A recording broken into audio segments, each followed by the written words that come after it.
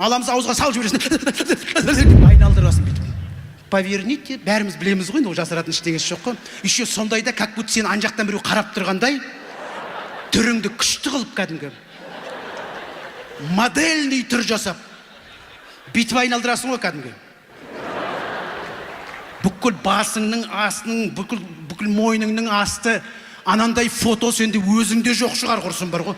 Құлағыңның арты бәрін. Ең нервыма тиетіні мынандай жер ғой. Повторите дейді ғой. Туй деп қайтадан жанағы. Кредит алу үшін бәрін жасайсың. Тоқтамайсың. Бүкіл басыңды айналдырып әйтеуір. Біз бар ғой, негіз кредит алу үшін біз бәрін жасаймыз. Болашақта уже мынандай шығатын сияқты жаңағы. Телефонның ішінде. Поставьте телефон подальше. Тұрасың. Стойте. Улыбнитесь. Кредит алайын деп атқан адамда қандай күлкі болады деймді. Уж битетін шығар бара-бара қойып қояды да.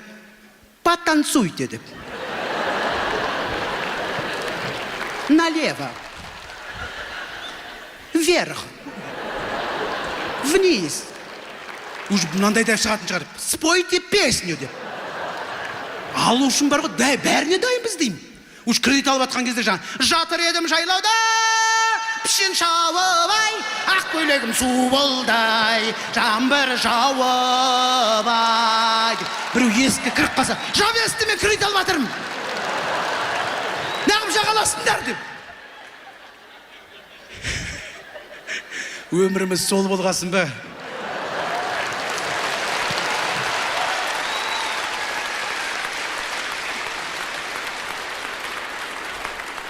Кредит болмасын.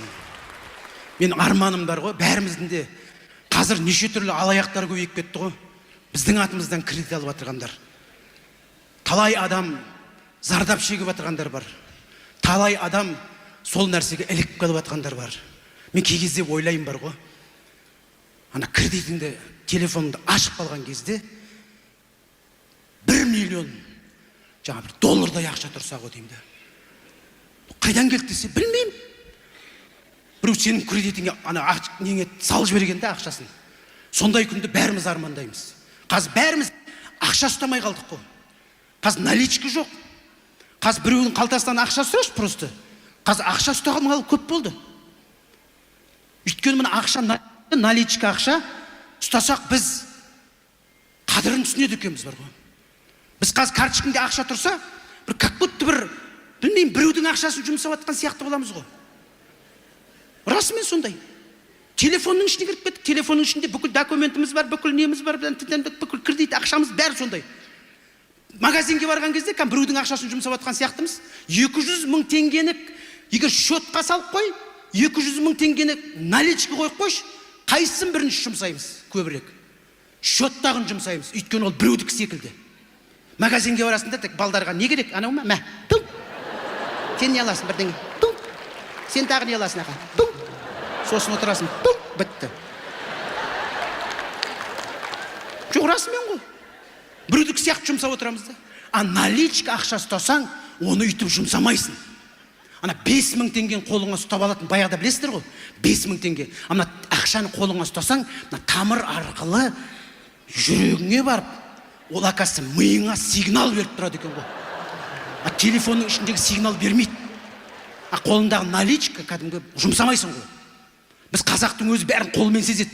Мына еттің өзін қазақ жегенде қолмен жеген. Не үшін? Өйткені сигнал берген. Қандай температурада тамақ келе жатырған. Ыстық па, суық па деген. Қазір қасықпен жейміз. Аламыз ауызға салып жібересің. Кезінде қазақ дана болған, қазір айтады гигиена бірдеңе деген. Гигиена емес. Ол кәдімгі білген қазақ. Көрдің бе, ақшаны қолға ұстап, бұрындар білесіздер, 5000 теңгені қолымызға ұстап алып, жұмысқа шығамыз. Автобусқа да мінбейміз. Таксиді де ұстамаймыз. 5000 теңгені жой жібергің келмейді, бозғың келмейді. Жұмысқа дейін жаяу барасың ғой. Ондайда здоровье болып қалады. Жұмысқа барасында әует уақытында тамақта ішпейсің. Барасында қарап тұрып, сосиска в тестіге. Пирожки с картошкасын қарайсың да, қойшы, оны үйде де істей аламын ғой өзім деп. Жұмысқа үйге де жаяу келесің. Үйге әкеліп ана ақшаны тық қоясың еще. екінші күні тыққан жерін таппай жүресің. Помните сондай кездерді? Сосын үйдің ішінде іздеп жүресің ғой, біреу сұрайды, не іздеп жүрсің десе, жай бір алдында бір көйлегім бе бірдеңе бар еді құрғыр. Қайда кеткен? Өйткені айтпайсың ғой, ақша іздеп, жер таппай қалсаң ол тауып ала ма деп қорқасың да. Ана ақшаны мыржық қылып байғұсты. Сосын көктемден бір киімдерді ауыстырып жатқан кезде қалтасынан шыққанда, мә! Былтырғы ақша ғой деп кәдімгі. Өзіңе олжа болып жатады да. Көрдіңіздер ма? Біздің қазақтың қазір ақша данный момент, бұрын біз білесіздер де 5000 теңгеге магазиннің жартысын алып шығатынбыз. Бір кәдімгідей челешкемен тамақ алып шығатынбыз ғой 5000 теңгеге. Қазір 5000 теңгеге не алып шығуға болады? Бір кішкентай бір екі сок аласың, болды. Қадірі болғанда ақшаның құны болды. Құны болды ақшаның, шынымен де ғой. Қазір енді білмеймін, аң құс болғасын ба, тау тас болғасын ба. Бұрын қазақтың ақшаларында ұлы адамдар болатын. Қараңыздар ма? 1 теңге. 1 теңгеге ойлайсың да, не келді осы 1 теңгеге? 1 теңге алыппыз ғой деймді. Апаларымыз бет 1 теңгеге не алдық баяғыда? Нан алдық. 1 теңгеге нан алдық. 3 теңге. Сүйенбай атамыз. Даже мектепте де жақсы еді. Мынау кім десе 3 теңге деп отыра беретінбіз. 5 теңге. Қараңыздаршы, 10 теңге. 20 теңге.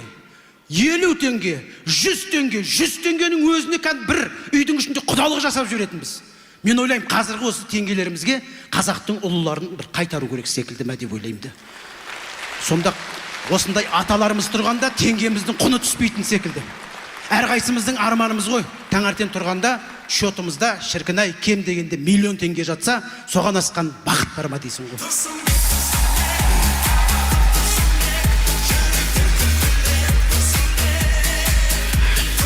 Астананың енді біз ой, жандарым менің.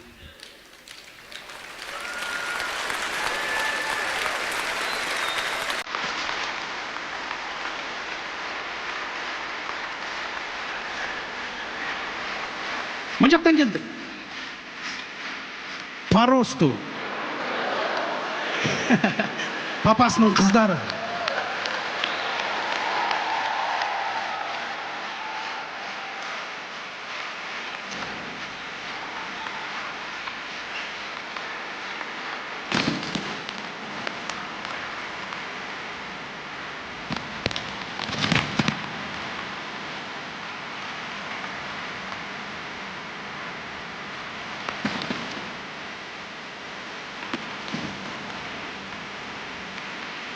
Папасын құттықтауға келіп отырады.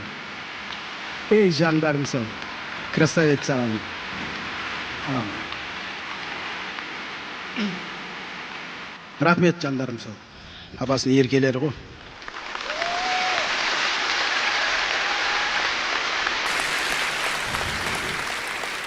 Баяғыда бүйтіп сүйетінбіз, одан кейін былай сүйдік, бүйтіп сүйдік.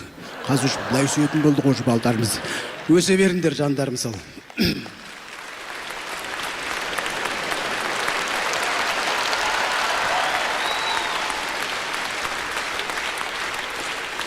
Ой, рахмет. Жалпы